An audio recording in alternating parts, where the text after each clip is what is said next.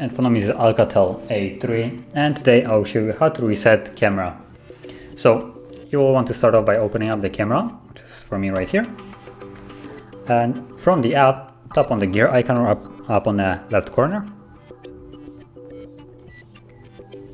And then on the bottom of the settings list, you will find Restore Defaults. So tap on it and then confirm it by tapping on OK.